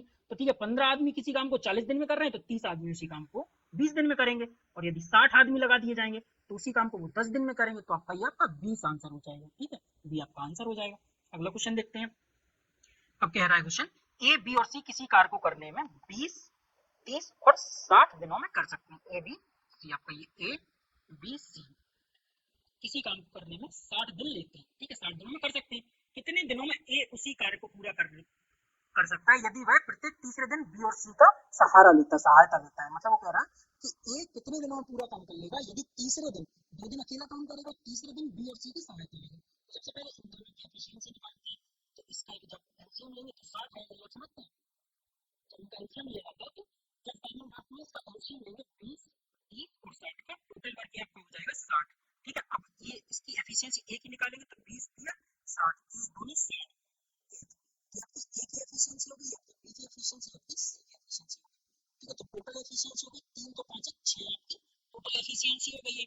टोटल वर्क आपका 60 है। अब वो कह रहा है कि यदि ए पहले और दूसरे दिन अकेला काम करे तथा तीसरे दिन ए बी और सी की सहायता लेता है, तो 60 दिनों का काम, मतलब ये टोटल वर्क, ये आपका टोटल वर्क हो गया। तो टोटल वर्क आपका ये कितने दिनों में, ये आपका 60 टोटल वर्क हो गया, तो कितने दिनों में कंप्लीट होगा। तो पहले दिन ये काम करेगा, ए की एफिशिएंसी कितनी है 3, दूसरे दिन ये काम करेगा 3, और तीसरे दिन जब काम करेगा तो इसकी होगी 6, क्यों, ए की 3 बी की 2 1, तो ये हो जाएगी आपकी 6। अब ऐसे 3 3 6 6 12, 3 दिनों में 12 एफिशिएंसी वाला वर्क हो जाएगा, 12 यूनिट का वर्क हो जाएगा। अब आपको 60 टोटल वर्क करना है, तो 12 पंचे 60 हो जाएगा आपका। ठीक है, तो 12 3 12 12 12 12, समझ रहे, ऐसे ए प्लस ए प्लस ए प्लस बी प्लस सी, ऐसे काम होगा। पहले दिन ये करेगा, दूसरे दिन तीसरे दिन दोनों की सहायता लेगा, चौथे दिन अकेला, पांचवें दिन अकेला, छठवें दिन सहायता। तो 3 3 6 3 3 9 3 4 12 3 5 15, तो ये 15 दिन में ये आपका टोटल वर्क 60 को कंप्लीट कर देगा। 15 कैसे आया ये समझिए, 3 दिन ये आपका है ना, 3 दिन एक दिन अकेला काम करेगा, दूसरे दिन तीसरे दिन बी और सी की सहायता लेगा, तो 6 होगा। तो ये 12 unit 12 unit 12 unit 12 unit 12 unit, तो 12 पंचे 60 यूनिट आपका ये कंप्लीट हो जाएगा। ये 3 दिन कर रहा है, 3 3 6 3 3 9 3 4 12 3 5 15। ठीक है, तो 15 दिनों में ये आपका बी आंसर, तो ये 15 दिनों में आपका ए 60 टोटल वर्क को कंप्लीट कर देगा, तो इसका आंसर हो जाएगा आपका बी 15। ठीक है, अगला क्वेश्चन देखते हैं। यदि एक विक्रेता 30 कलम बेचने के बाद 10 कलमों के विक्रय मूल्य का लाभ उठाता है, if after selling 30 pen the seller observe the profit of sell price of 10 pen, यदि वो 30 पेन बेचता है और 10 विक्रय मूल्य के बराबर लाभ उठाता है, तो देखिए सीधी बात है, 30 पेन को बेच रहा है और 10 का फायदा उठा रहा है, तो उसकी कॉस्ट प्राइस क्या हो गई 20 पेन बेचे उसने, 10 का प्रॉफिट लिया, तो 30 की सेलिंग प्राइस हुआ आपका। अब लाभ प्रतिशत क्या होगा वो कह रहा है, तो लाभ प्रतिशत का फॉर्मूला ये दिया हुआ, लाभ प्रतिशत बराबर लाभ कितना हुआ है उसे 10 पेन का, कितने पर कॉस्ट प्राइस उसकी 20 पेन की है, इंटू 100, 1 1 2 50, तो ये आपका 50% का उसे प्रॉफिट हुआ है। ये समझिए, जब आपके पास 30 पेन है और आप उस पर 10 का प्रॉफिट लेते हैं, 30 पेन पे आप 30 पेन बेचते हो, 10 का प्रॉफिट लेते हैं, तो आपके पास एक्चुअल पेन मतलब कॉस्ट प्राइस आपकी कितनी हो गई 20 पेनों की, तो यहाँ आपकी कॉस्ट प्राइस 20 हो गई और आपका प्रॉफिट 10 हो गया, 10 पेन हो गया, तो इंटू 100 करेंगे तो 50% आपका प्रॉफिट निकाल लिया जाएगा। बस इसमें प्रॉफिट या लॉस का परसेंटेज निकालने का फॉर्मूला ये होगा, अगर प्रॉफिट मतलब प्रॉफिट परसेंटेज पूछा जाएगा तो प्रॉफिट अपॉन सीपी इंटू 100, और यदि लॉस पूछा जाएगा तो लॉस अपॉन सीपी इंटू 100। बस इतने से सॉल्व हो जाएगा। चलिए अगला क्वेश्चन देखते हैं। अब कह रही है सोनिया ने एक वस्तु 16% लाभ पर बेची। तो मान लीजिए उसकी ने खरीदी थी, उसका कॉस्ट प्राइस हुआ सीपी 100, उसने 16% लाभ पर बेची। 16% लाभ मतलब कि 116, ये आपका सेलिंग प्राइस हो जाएगा। 100 पे खरीदी, 100 ये लेट माना है, 100 पे खरीदी और 16% लाभ पर जब बेचेंगे तो उसने 116 रुपए में बेची। अब वो क्या कह रहा है, इसे 4%, यदि उसने से, ये आपका सेलिंग प्राइस हो गया, यदि उसने 4% कम पर खरीदा होता और 8 रुपए अधिक पर बेचा होता तो उससे 4% कम पर खरीदा होता। वो कह रहा 4% कम मतलब 96, 4% कम पर खरीदा होता। तो यदि उसने 96 में खरीदा होता तो कह रहा है कि उसने 25% लाभ होता, 25% उसे लाभ होता। तो ठीक है, 96 का 25% जब निकालेंगे तो 25 चौका 100, 4 से 2 1, 4 चौका 16, तो 24। जब उसको 25% लाभ होगा तो ये हो जाएगा आपका, 24 जोड़ेंगे तो 120। ठीक है, तो 120 अब उसका सेलिंग प्राइस हो जाएगा। अब वो कह रहा है, क्या कह रहा है, वस्तु का कॉस्ट प्राइस क्या होगा। अब वो कह रहा है यहाँ देखिए 8 रुपए का प्रॉफिट होता है, तो यहाँ ये 4 यूनिट का प्रॉफिट हो रहा है। यहाँ से नहीं कर दीजिएगा कि 4 रुपए, ये माना गया है कि आपका माना है कि 100 हो सकता है ज्यादा हो, 100 माना है, 16% का प्रॉफिट 116। अब वो कह रहा है कि 4% जब कम 96 पे बेचा होता तो 120 25% का प्रॉफिट होता। तो इन दोनों में अंतर कितने का हुआ, 4 यूनिट का, 4 रुपए का नहीं, 4 यूनिट का। तो 4 यूनिट बराबर दिया है 8 रुपए, 4 यूनिट बराबर 8 रुपए, तो 1 यूनिट बराबर आपका हो जाएगा 2 रुपए। तो 1 यूनिट बराबर हो जाएगा आपका 2 रुपए। अब माना कितना था, 100, तो 100 इंटू 2 मतलब 200 रुपए पे उसने खरीदा होता, तो आपकी कॉस्ट प्राइस आपका 200 हो जाएगा। आंसर बी हो जाएगा, 100 रुपए 200 रुपए में खरीदा, 16% प्रॉफिट पे बेचा, तो 16%, 16 दूनी 32, तो 232 का बेचा होगा, 4% हानि पर बेचा अगर होता तो 120। तो इसको सॉल्व करेंगे, 4 यूनिट आएगा, इसका आपका 8 रुपए निकल के आएगा। ठीक है, अब अगला क्वेश्चन देखते हैं। एक व्यक्ति 4 घोड़े और 9 गायों को 13,400 रुपए में खरीदता है। ठीक है, यदि वह घोड़ों को 10% और गायों को 20% लाभ पर बेचता है। ठीक है, तो सबसे पहले घोड़ों को उसने, हॉर्सेस को कितने पर बेचा, 13,400 का 10%, 10/100, इसने बेचा 1340 रुपए में लाभ हुआ उसे, 1340 रुपए का घोड़ों पर लाभ हुआ। अब उसने काऊ को कितने में बेचा, गायों को बेचा उसने 20% पर, तो ये 10% है तो इसका डबल हो जाएगा 20, तो इसका हो जाएगा आपका 3 दूनी 6 2, 2680 रुपए उसको गायों पर प्रॉफिट हुआ। अब लेकिन वो कह रहा है उसको टोटल लाभ हुआ है 1880, क्योंकि दोनों को बेचा है, कुछ घोड़े बेचे हैं कुछ गाय बेची हैं। ठीक है, उसने 1880 रुपए प्रॉफिट कमाया है। तो ये आप यहाँ लिखिए, हॉर्स काऊ, ये आपका हुआ 1340 रुपए, ये आपका हुआ है 2680 रुपए। अब वो क्वेश्चन कह रहा है, ये तो अज्यूम किया, क्वेश्चन कह रहा है कि 1880 रुपए का उसे टोटल प्रॉफिट हुआ है। तो हॉर्सेस पर यहाँ से देखिए घटाएंगे, यहाँ से इसको घटा के यहाँ लिखेंगे तो हॉर्सेस का प्रॉफिट निकल के आ जाएगा रेशियो में। यहाँ से इसको घटाएंगे तो एक काऊ का प्रॉफिट निकल के आ जाएगा रेशियो में। तो 2680 में से 1880 घटाएंगे तो ये आपका हो जाएगा 800 रेशियो। अब यहाँ 1340 में से ये घटाएंगे तो ये हो जाएगा आपका 540, 4 4 8 5 3 8, हाँ 540 और 40 का 800 का रेशियो, इसको क्रॉस करेंगे। अब इसको 2 से करेंगे तो ये हो जाएगा 40, 40 रेशियो 27। ठीक है, तो ये इसका प्रॉफिट रेशियो आ गया है। ये हो गया आपका हॉर्सेस का 40, काऊ का हो गया आपका 27, तो ये आपका रेशियो निकल गया। अब वो क्या कह रहा है कि एक गाय की कीमत, तो 9 गायों की कीमत निकालिए पहले, तो 9 काऊ की कॉस्ट प्राइस क्या होगी, कीमत क्या होगी, 13,400 इंटू 27 यूनिट इसका है रेशियो गायों का, 27 गायों का बटे 40 प्लस टोटल कितने का होगा, 4 2 6 67, तो ये अपॉन 67। अब ये समझिए कैसे आया। अब वो कह रहा है एक गाय की कीमत, तो एक गाय की कीमत निकालने के लिए पहले हमें 9 गायों की कीमत निकालनी होगी। अब उसको वो 13,400 रुपए में 4 घोड़े और 9 गाय दोनों खरीदता है, 4 घोड़े भी खरीदता है 9 गाय भी खरीदता है। तो हम 13,400 रुपए लिए। अब 27 यूनिट है गायों का, 27 यूनिट गाय खरीद रहा है वो, किसमें से, टोटल 67 यूनिट में से। ठीक है, अब 67 से डिवाइड करेंगे तो 67 6 दूनी 12 2, तो ये 200 बचेगा, तो आपका ये हो जाएगा 200 इंटू 27, 27 दूनी 54, तो ये हो जाएगा आपका 5400। लेकिन ये आपका किसका निकल के आया, 9 गायों की कीमत आपकी 5400 है। जब 9 गायों की कीमत आपकी ऊपर देखिए 5400 है बटे 9, तो 9 6 54, तो एक गाय की कीमत आपकी क्या हो जाएगी, एक गाय की कीमत आपकी हो जाएगी 600 रुपए। इसका आंसर सी हो जाएगा। अब एक बार फिर से समझ लेते हैं। देखिए सबसे पहले वो कह रहा है कि एक व्यक्ति 4 घोड़े और 9 गायों को 13,400 रुपए में खरीदता है। यदि वह घोड़ों को यदि वह घोड़ों को 10% और गाय को 20% लाभ पर बेचता है तो घोड़ों का प्रॉफिट सबसे पहले निकालते हैं। तो 13,400 का 10% निकालेंगे तो 1,340 रुपए हो जाएगा। उसके बाद जब गाय का प्रॉफिट निकालेंगे तो 2,680 रुपए हो जाएगा। अब वो कहता है कुल लाभ लेकिन उसने कमाया है 1,880 रुपए। अब यहाँ से हम 1800 लाभ का रेशियो निकालेंगे गायों का और घोड़ों का। तो 1340 और 2680 में से करेंगे तो ये आपका आ जाएगा 800, ये आ जाएगा 540। अब ये जब इसको सोल्व करेंगे तो 40 रेशियो 27 बचेगा। ये घोड़ों का रेशियो हो गया, ये गायों का रेशियो हो गया। अब इनको टोटल जोड़ेंगे तो टोटल हो जाएगा ये 67। अब 9 गायों की कीमत कैसे निकालेंगे? तो जो टोटल खरीदा है, टोटल 13,400 रुपए में खरीदा है और 27 गाय खरीदी है टोटल में से, तो टोटल में से 27/67 जब इसे सॉल्व करेंगे तो ये 9 गायों की कीमत आ जाएगी आपकी 5400 रुपए। 5400 रुपए आई 9 गायों की कीमत। अब पूछ रहा है एक गाय की कीमत, तो 5400/9 600 रुपए एक गाय की कीमत आ जाएगी। ठीक है, अब आपको शायद समझ भी आ गया होगा। चलिए अगला क्वेश्चन देखते हैं। अब अगला क्वेश्चन क्या कह रहा है, यदि 10 कमीजों का क्रय मूल्य 10 शर्ट का क्रय मूल्य जो है कॉस्ट प्राइस 8 कमीजों के 8 शर्ट के विक्रय मूल्य के बराबर है। ध्यान दीजिए, देखिए पीछे जो समझाया था ना क्वेश्चन आपको, ये वाला ऊपर वाला, ये वाला क्वेश्चन जो समझाया था 30 कलम और 10 पेन वाला, सेम वैसे ही क्वेश्चन है आपका ये भी।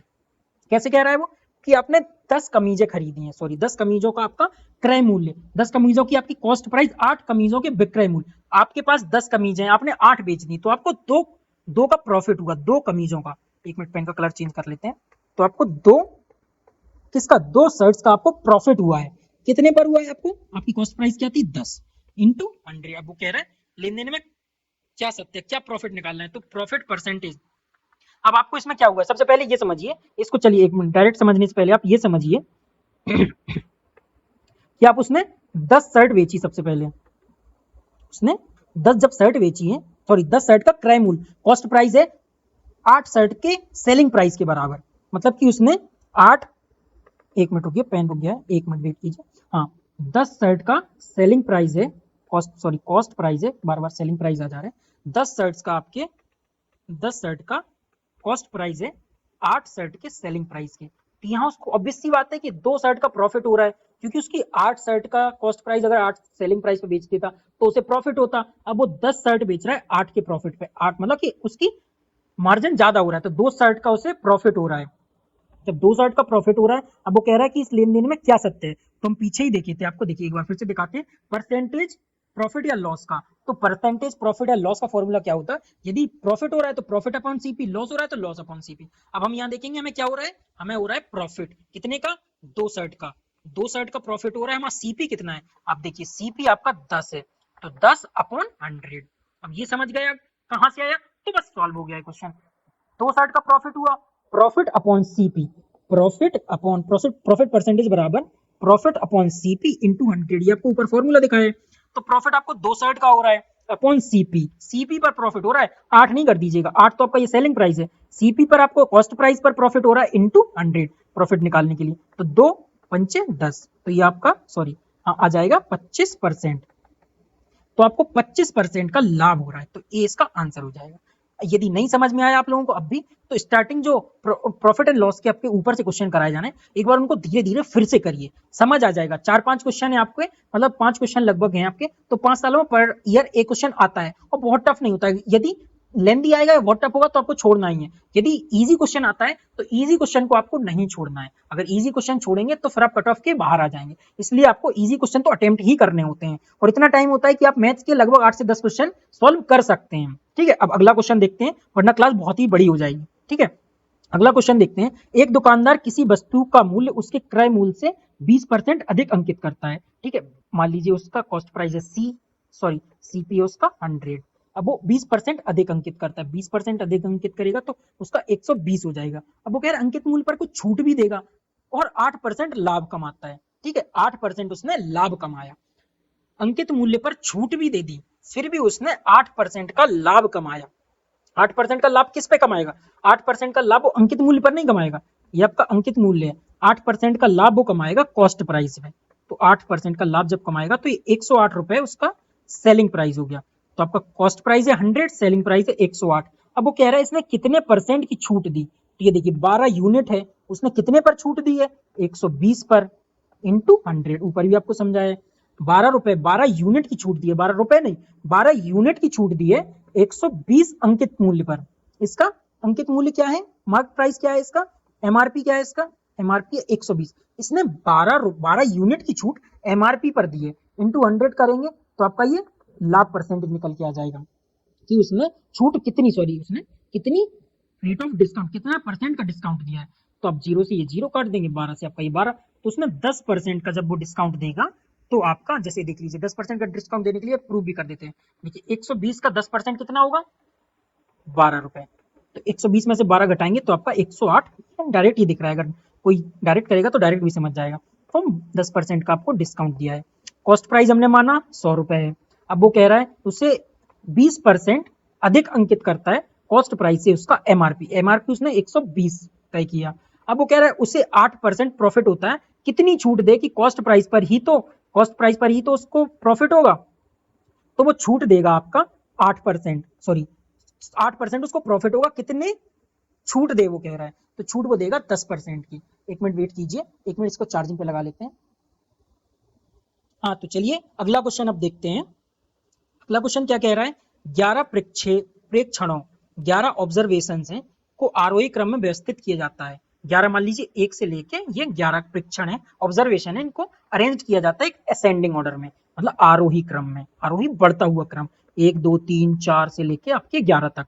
यदि 10 एवं 9 क्रमशः सम और विषम स्थानों पर आने वाले ऑब्जर्वेशन के समांतर माध्य हैं आपके, ये क्या है, आपका मीन्स है ये 10 और 9 सम और विषम पर, तो आपका सम आपके इवन पर कितने आ रहे हैं, 10, समांतर माध्य मतलब कि 10 मीन्स है ये, और आपका ऑड पर 9 आ रहे हैं। ठीक है, ये आपका क्वेश्चन में दिया हुआ है। अब वो क्या कह रहा है, तो सभी 11 परीक्षणों का माध्य क्या होगा, माध्य मतलब 11, then the mean of all 11 observation, all 11 observation. ठीक है, तो अब इसको देखते हैं, 1 2 3 4 5 6 7 8 9 10। अब वो इसमें अब ये देखिए सबसे पहले सम कितने आएंगे, 2 4 6 8 10, तो आपके 5 सम ऑब्जर्वेशन आएंगे, तो 6 बचे, 6 आपके विषम, सम मतलब इवन आएंगे आपके, ये आएंगे आपके ऑड। अब वो कह रहा है 5 सम ऑब्जर्वेशन है, 5 सम ऑब्जर्वेशन का वो कह रहा है कि 10 समांतर माध्य, तो 5 गुणे 10 बराबर 50, ये 6 है, इनका समांतर माध्य 9 है, 9 6 54 हो जाएगा। अब वो क्या कह रहा है कि ऑल 11 प्रेक्षणों मतलब टोटल 11 ऑब्जर्वेशन जो हैं उनका समांतर माध्य, उनका सॉरी माध्य क्या होगा, तो ये हो जाएगा 104, और ये 2 तो डिवाइडेड बाई 2 करेंगे, सॉरी डिवाइडेड बाई 11 करेंगे, 2 क्यों करेंगे, 11 ऑब्जर्वेशन दिए हुए हैं ना, तो 104 बटे 11, तो जब इसको सॉल्व करेंगे तो 11 नम 99, पॉइंट 5 बचे और 0 लगाया, तो 11 चौको 44, 6 बचे, यहां से देख लीजिए 104 11 11 नम 99, 5 बचा हुआ है, पॉइंट लगाया 0 बढ़ा, 11 चौको 44, 6 बचा पॉइंट लगा ही हुआ है 0 बढ़ेगा, 11 पचे 55। अब आप कहेंगे इतना सॉल्व क्यों करा रहे हैं, कई बच्चों को ये समझ नहीं आता है कि ये पॉइंट और ये इसके बाद 0.45 कैसे आ जाता है, इसलिए आपको सॉल्व कराया जाता है। ठीक है, तो 9.45 आ जाएगा, तो 9.45 इसका बी होगा, ये आंसर हो जाएगा। चलिए एक बार फिर से समझ लेते हैं इसको। वो कह रहा है, पहले एक बार साफ कर दें इसको, वो क्या कह रहा है कि 11 जो प्रक्षेपण है, sorry 11 observations 11 observations are arranged in ascending orders. If 10 and 9 are respectively the arithmetic means of observation of an even and odd places. मतलब कि 10 और 9 क्रमशः सम और विषम स्थानों पर आने वाले समांतर माध्य हैं। ये समांतर माध्य किसके, जो 5 ऑब्जर्वेशन सम स्थानों पर आ रहे हैं और ये 6 विषम संख्या है, मतलब विषम ऑब्जर्वेशन आ रहे हैं। तो 5 गुणे 10, ये 10 इसका विषम सम का समांतर माध्य है, 6 गुणे 9 ये विषम का समांतर माध्य है, तो 54 और ये हो जाएगा 50, तो जोड़ेंगे तो हो जाएगा 104। अब 11 से क्यों डिवाइड करेंगे, क्योंकि वो कह रहा है मींस माध्य निकालना है, मतलब एवरेज निकालना है, तो 104 टोटल बटे 11 ऑब्जर्वेशन से डिवाइड करेंगे तो इसका 9.45 इसका आंसर आ जाएगा, जो बी आंसर होगा। अगला क्वेश्चन देखते हैं, वही कह रहा है ऑब्जर्वेशन सब सेम वही ऑब्जर्वेशन दिए हैं, अब इसका बहुलक निकालना है। देखिए आपको ऊपर की क्लासेस में, आप एक मिनट ऊपर दिखाते हैं, ऊपर की क्लास में आपको कराया, ऊपर या पीछे की क्लास में, मतलब मेरे लिए तो ऊपर हुआ, आपके लिए तो पिछली क्लास हो गई है। देखिए पिछली क्लास में बताया गया था कि बहुलक क्या होता है, बहुलक क्या होता है, most repeated term, most repeated term आपका बहुलक होता है। अब यही क्वेश्चन कह रहा है कि क्या है, बहुलक निकालना है आपको, तब इनको सब ऑब्जर्वेशन में मोस्ट रिपीटेड क्या हो रहा है, देखिए 16 16 16 16 16 5 बार हो रहा है, कोई और संख्या नहीं जो इतनी रिपीट हो रही है, तो इसका बहुलक 16 हो जाएगा। अब आप कहें ऐसे क्वेश्चन अगर छोड़ दिए जाएंगे ना, तो आप फिर कैसे काम चलेगा, ऐसे क्वेश्चनों को नहीं छोड़ना, यही क्वेश्चन तो इजी होता है। अब जिसको बहुलक पता है कि मोस्ट रिपीटेड जो टर्म होता है, तो 16 16 5 बार रिपीट हो रहा है, तो इसका आंसर 16 हो जाएगा। चलिए अगला क्वेश्चन देखते हैं।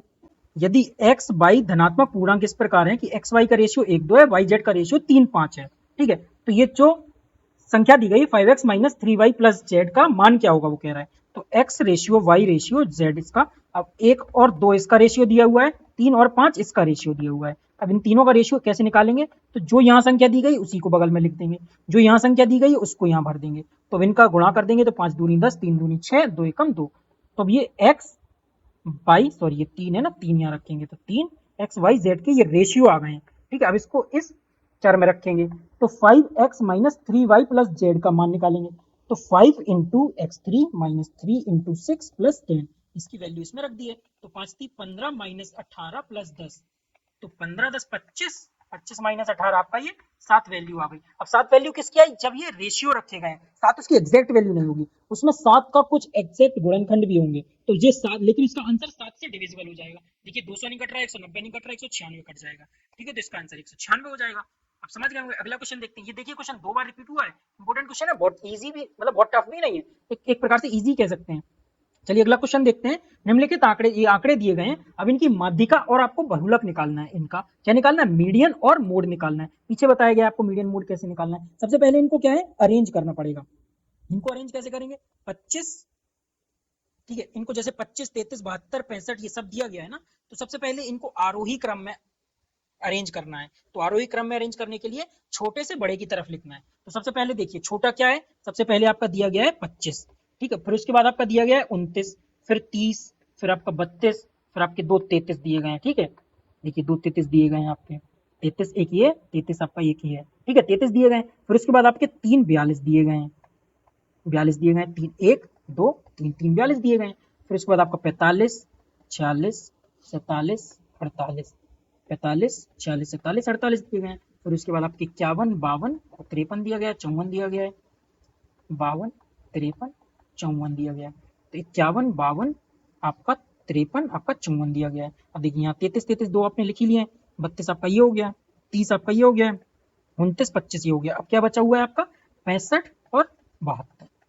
तो ये आपके कितने, 3 4 5 6 7 8 9 10 11 12 13 14 15 16 17 18 19, तो ये आपके 20 हैं लगभग। अब आप देखिए क्या छोड़े हैं, 25 29 30 32 33 दो बार है आपका, 42 तीन बार है, 45 46 47 48 51 52 53 54, ये आपका एक 60 दिया गया है। ठीक है, ये बच गया था, 65 और 72 हो गया था आपका एक 60, ये 60 दिया गया। ठीक है, तो ये आपके 20 नंबर है। तो 20 नंबर दिए गए हैं। अब पूछा गया इनका मीडियन, मीडियन मतलब इनका माध्यिका। जब इनकी माध्यिका पूछी गई है तो ये आपके देखिए 20 है, तो 20 बीच के दो नंबर 10 और 11, अगर 21 दिए होते तो आप इसका 11वां नंबर ले लेते या 10वां नंबर ले लेते। अब बीच के दो नंबर, पीछे की क्लास में भी बताया गया आपको मीडियन और मोड कैसे निकालना है। तो ये 45 प्लस 46/2, ये आपका इससे मीडियन निकल जाएगा। देखिए आपको ऊपर की या पीछे की क्लास में आपको इसके फॉर्मूला भी दिखाए गए थे कि क्या होते हैं। देखिए ये रहे आपके मीन मोड और मीडियन के। तो मीन क्या होता है आपका, एवरेज होता है, मोड आपका मोस्ट रिपीटेड नंबर होता है, और मीडियन आपका मध्य का भाग होता है। अब मध्य का भाग निकालने के लिए आपको अगर 10 संख्या दी गई तो मध्य का निकाल सकते हैं 11 में से 20, मतलब सम संख्याओं में से तो मध्य का नहीं निकलेगा, तो दो संख्याओं को जोड़ के 2 से डिवाइड करेंगे। तो 45 प्लस 46 91/2, तो ये आ जाएगा आपका 45.5। ठीक है, अब निकालना है आपका मोड। मोड क्या ऊपर दिखाया है, मोस्ट रिपीटेड नंबर, तो आपका हो गया 42, तो आपका मोस्ट रिपीटेड नंबर 42 हो गया। अब दोनों को घटाना है तो 42 यहाँ लिख देंगे। अब दोनों को जब घटाएंगे तो ये आपका 3.5 आ जाएगा, 3.5 आ जाएगा, तो ये आपका ए आंसर हो जाएगा। ठीक है, ये आप समझ गए होंगे। चलिए अगला क्वेश्चन देखते हैं। दो चर दिए गए हैं, y और x, दो आपके चर दिए गए हैं। ठीक है, अब ये एक आपका समीकरण दिया गया है, y बराबर 5x प्लस 4। अब वो कह रहा है x का समांतर माध्य 10 है तो y का समांतर माध्य, तो x का समांतर माध्य इक्वेशन में रख दीजिए, 5 इंटू 10 प्लस 4, 5 50 प्लस 4, तो आपका y का समांतर माध्य हो जाएगा 54। तो इतने इजी क्वेश्चन आपको सॉल्व करने होते हैं। ठीक है, कुछ कुछ क्वेश्चन तो अच्छे होते हैं जो इजी होते हैं सॉल्व करने के लिए। ठीक है, अगला क्वेश्चन देखते हैं। अब वो कह रहा है 17 अभ्यर्थी किसी परीक्षा में सम्मिलित हुए, उनमें से 10 अभ्यर्थी दिए गए, ये फेल हो गए हैं। ठीक है, तो इनको सबसे पहले अरेंज करेंगे, 4 4 5 6 6 4 5 6 6 7 7 8 8 7 7 8 8। ठीक है, अब क्या बचा हुआ है आपका 9 और 10, 9 और 10, तो 2 4 6 8 10, तो ये 10 ही आपके फेल हो गए हैं। अब उसके बाद जो हुए वो 7 बचे हैं वो आपके पास होंगे, तो तो टोटल आपके 17 हो गए। तो अब इसका बीच का निकालने के लिए 8 8 1, तो ठीक है, ये 9वां नंबर हो गया आपका बीच का। 1 2 3 4 5 6 7 8 9, ये आपका 9 हो गया है क्या, माध्यिका। इसने माध्यिका ही पूछा है। अगर वो पूछ लेता कि मोड क्या होता है, तो मोड देखिए, मोड तो पूछ भी नहीं सकते ना, ये वाले नंबर तो पता ही नहीं है, तो कैसे मोड पूछ लेगा, इसलिए उसने माध्यिका पूछी, इसकी माध्यिका 9 हो जाएगी। अगला क्वेश्चन देखते हैं। गणित की एक परीक्षा में 20% छात्र जो हैं वो फर्स्ट क्लास से पास हुए हैं। मैथमेटिक्स में 20% छात्र आपके फर्स्ट क्लास से पास हुए हैं। अब वो कह रहा है यदि दत्त को एक पाई चार्ट द्वारा निरूपित किया गया है, वो क्या कह रहा है, इफ द डेटा, डेटा को उन्हें दत्त, data are represented by pie chart, ठीक है, पाई चार्ट से प्रेजेंट किया गया है, तो वो कह रहा है कि इसका एंगल क्या होगा, सेंट्रल एंगल क्या होगा, इसका केंद्रीय संगत कोण क्या है। फर्स्ट क्लास जो स्टूडेंट आए, तो 20% स्टूडेंट्स आए 100% में से, तो 20%, अब ये समझिए 20% स्टूडेंट्स कितने में से फर्स्ट क्लास आए, तो स्टूडेंट्स का टोटल तो परसेंटेज होगा आपका 100 होगा ना, क्योंकि 20% छात्र फर्स्ट क्लास आए हैं, तो 100% में से ही आए होंगे, तो 100% बटे में आ जाएगा इनटू, अब वो पूछ रहा है पाई चार्ट का, तो पाई चार्ट का आपका टोटल एंगल 360 होता है, तो 360, तो 20 2500 काटेंगे तो 72 बार कटेगा, तो इसका एंगल आ जाएगा आपका 72 डिग्री। ठीक है, ये इक्वेशन समझने की, इससे करके आपको इजीली सॉल्व हो जाता है। अगला क्वेश्चन देखते हैं। अब यहाँ से चक्रवर्ती ब्याज की क्वेश्चन है। चक्रवर्ती ब्याज पर जमा की गई एक राशि है 12,000 की धनराशि, 5 वर्ष में दोगुनी हो जाती है, तो 20 वर्ष में, देखिए सीधा इसको लिखते हैं, 12,000 की धनराशि 5 वर्ष में लगभग दोगुनी हो जाती है, दोगुनी 12 दूनी 24,000 हो जाती है 5 वर्ष में, 5 वर्ष में आपकी 2 गुनी हो जाती है। ठीक है, तो अब वो कह रहा है कि 20 वर्ष बाद, तो 20 वर्ष 5 ईयर हो गए, उसके बाद फिर से 5 साल बाद, तो इसकी 2 गुनी हो जाएगी, तो 48,000 हो जाएगी, फिर से 5 साल बाद इसकी 2 गुनी हो जाएगी, 5 साल बाद, तो 48 96 हो जाएगी, तो कितने हो गए 5 10 15, अब फिर से 5 साल बाद 20 साल हो जाएंगे यहाँ से लेके यहाँ तक, तो 20 साल बाद फिर से इसकी 2 गुनी हो जाएगी, तो 96 दूनी 9 दूनी 18, तो 192, तो 1,92,000, तो 1,92,000 आपकी ये 20 साल बाद हो जाएगी। इसको सीधा दोगुना दोगुना करना है, 5 5 5 5 4 पार्ट में बांट के। तो चलिए अगला क्वेश्चन देखते हैं। यदि एक राशि 2 वर्ष में 12.5% प्रतिवर्ष की दर से चक्रवर्ती ब्याज उसका 340 हो जाता है, compound interest of a sum of for 2 year at 12.5% per annum is 340, then the simple interest on the same amount is, क्या होगा, मतलब कि सिंपल इंटरेस्ट क्या होगा इसी सेम पीरियड के लिए। तो 12.5% को 12.5% को हम लिख सकते हैं 1/8, ठीक है, तो ये आपका हो गया मूलधन और ये आपका हो गया ब्याज। ठीक है, ये रेशियो में हो गया। अब 2 साल में, तो 8 गुणे 8 2 साल में, तो आपका मूलधन गुणे 2 साल का मूलधन आपका हो जाएगा 64 यूनिट। ठीक है, अब इससे निकालेंगे, तो ये कह रहा है 12.5% पर, तो 1/8 इसको किया है, तो 64, एक साल का आपका ब्याज कितना होगा 8 64, तो एक साल का आपका सिंपल इंटरेस्ट होगा 8 यूनिट, दूसरे साल का सिंपल इंटरेस्ट होगा 8 यूनिट, और जब ये सिंपल इंटरेस्ट पहले साल के बाद दूसरे साल में चक्रवृद्धि ब्याज बनेगा, सीआई बनेगा, तो 8 का सिंपल इंटरेस्ट क्या होगा 1, तो ये टोटल हो जाएगा आपका 8 दूनी 16 1 17 यूनिट आपका ये सीआई हो जाएगा। अब वो कह रहा है 17 यूनिट ये बराबर 340 है, इसको अगर एक्स भी मान लेंगे तो ये 340, 17 दूनी 34, तो एक्स बराबर 20 हो जाएगा। एक्स बराबर क्या आ गया ये आपका 20, तो उसी धनराशि पर वो कह रहा है इस अवधि के लिए साधारण ब्याज क्या होगा। ठीक है, तो साधारण ब्याज क्या होगा, साधारण ब्याज का तो आपका ये होगा, तो साधारण ब्याज 8 + 8 आपका 16 होगा। ठीक है, तो 16 होगा, और x की वैल्यू, x इतने यूनिट की वैल्यू आपकी 20 निकली है, तो 16 और गुणा 20 कर देंगे, तो जब 16 गुणा 20 करेंगे तो आपका ये 320 हो जाएगा। ठीक है, तो क्या हो जाएगा, ये 16 कैसे आया, 8 + 8, ये तो आपका सिंपल इंटरेस्ट है ना 2 साल का, ये आपका यहां से गया, तो ये टोटल आपका क्या बना है कंपाउंड इंटरेस्ट, 16 तो आपका 16 यूनिट तो आपका सिंपल इंटरेस्ट है, 17 यूनिट बना ना आपका कंपाउंड इंटरेस्ट, तो 16 गुणे 20 बराबर 320, ये यहाँ से आपका 320 सिंपल इंटरेस्ट हो जाएगा आपको। चलिए अगला क्वेश्चन देखते हैं। अब यहाँ से एज वाले क्वेश्चन कुछ देख लेते हैं। पिता की आयु अपने दोनों पुत्रों की आयु की 2 गुनी है, माना पिता की आयु x है, पुत्रों के दोनों पुत्रों के योग की, तो माना पिता की आयु, फादर की आयु x है, और दोनों पुत्रों मान लो सन प्लस सन 2, दोनों की योग y है, तो x बराबर 2y, कह रहा है 2 गुनी है 20 साल बाद, एक इक्वेशन 20 साल बाद x + 20, अब दोनों की आयु क्या होगा ना 20 साल बाद दोनों की योग बराबर हो जाते हैं, तो y माना था, तो y + 20 + 20। अब एक चीज आपको ये समझना है, यहाँ कंफ्यूजन हो रहा है कि ये 2 20 क्यों आ गए हैं, 2 20 कैसे आ गए, तो 2 20 कैसे आ गए, 2 हैं, 2 सन है, सन 1 सन 2, तो दोनों की आयु 20 20 साल बढ़ेगी ना, एक की थोड़ी बढ़ेगी। अगर मान लीजिए इनका a और b दिया गया है, तो a + 20 + b + 20 ऐसे बढ़ेगी, तो ये x plus 40 sorry x plus 20 बराबर y प्लस 40। तो x बराबर y प्लस 40 माइनस 20, x बराबर y प्लस 20। अब यहाँ से x की वैल्यू निकल के आ गई है आपकी, तो ये x की वैल्यू को आप यहाँ रख देंगे, तो y प्लस 20 बराबर 2y। ये 2y को इस तरफ ले जाएंगे, तो 2y माइनस y बराबर 20, y बराबर 20 आ गया आपका। ठीक है, तो यहाँ से आपकी y की वैल्यू निकल के आ गई है, y दोनों पुत्रों की एज निकल के आ गई है। अब इसको इसमें रखेंगे इक्वेशन में, तो x बराबर 2y, x बराबर 2 इंटू 20, तो पिता की एज हो गई है 40, तो पिता की एज हो जाएगी आपकी 40 ईयर्स। अगला क्वेश्चन देखते हैं। माता अपनी बेटी से 4 गुना बड़ी है। एक माँ है जो अपनी बेटी से, माना माँ x है, अपनी बेटी से 4 गुना बड़ी है, तो 4y। लेकिन पिता अपनी बेटी से 5 गुना बड़े हैं।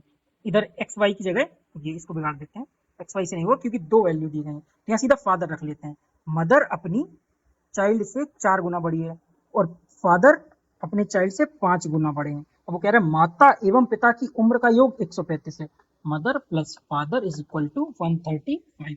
तो बेटी की उम्र क्या होगी, तो ये क्या है 4c plus 5c is equal to 135, 9c is equal to 135। तो 9 एकम 9, 9 पना 45, 9 एकम 9 4, 9 पना 45, तो c बराबर 15, तो चाइल्ड हो जाएगा 15 साल का। ठीक है, तो ये क्वेश्चन तो एज वाले तो इसी होते हैं, कर लेंगे आप। अब चलिए लास्ट क्वेश्चन एक बार देख लेते हैं। यदि 7 खंबे दिए गए हैं, P Q R S T इस प्रकार लगाए गए हैं कि अगले 2 खंभों के बीच की दूरी 1 मीटर कम होती जाती है। ये मैथ्स रीजनिंग दोनों में आपका आता है, अगर आपको लगे कि ये मैथ्स में या रीजनिंग में, तो ये मैथ्स में भी काउंट होता है, रीजनिंग में भी काउंट होता है। इसको थोड़ा सा ऊपर करके देख लेते हैं। यदि 7 खंबे लगाए गए हैं जिसमें 1 मीटर दूरी कम होती जाती है, पहले 2 खंभों पी और क्यू के बीच की दूरी 10 मीटर है, इन दोनों के बीच की दूरी क्या है 10 मीटर। जैसे पी और क्यू के बीच की दूरी है 10 मीटर। अब वो कह रहा है P Q R S T U V लगाए गए, तो अंतिम P और V के बीच की दूरी, अब वो कह रहा है P और V के बीच की दूरी क्या होगी, ये 10 हो गई, ये 9 हो जाएगी, 8 हो जाएगी, ये 7 हो जाएगी, ये 6 हो जाएगी, ये 5 हो जाएगी। अब क्या है P और Q की, तो देखिए 9 और 6 15, 8 7 15, 10 10 15, 15 3 45, तो ये 45 मीटर इसका आंसर हो जाएगा। ठीक है, ये समझ गए होंगे आप, क्योंकि 1 मीटर कम होती जा रही है। अब वो कह रहा है P से V तक की दूरी कितनी होगी, तो इसको 15 3 45 जोड़ देंगे। ठीक है, अब आपके लगभग 5 साल के प्रीवियस ईयर यूपी पीसीएस के आपके पूरे सीसेट के करवा दिए गए, इनको आप बार बार रिवाइज कीजिए। और कुछ क्वेश्चंस और हैं जो अगर टाइम मिले तो पीछे और पीछे चले जाइए, 2018-17 के भी क्वेश्चन आप सॉल्व करके देख लीजिए। अब आपसे काफी हद तक क्वेश्चन सॉल्व हो रहे होंगे, इनको 1-2 बार रिवाइज कीजिए, आपके सीसेट के मैथ्स के क्वेश्चन काफी हद तक आप सॉल्व करने लायक हो गए होंगे। चलिए, क्लास करने के लिए धन्यवाद।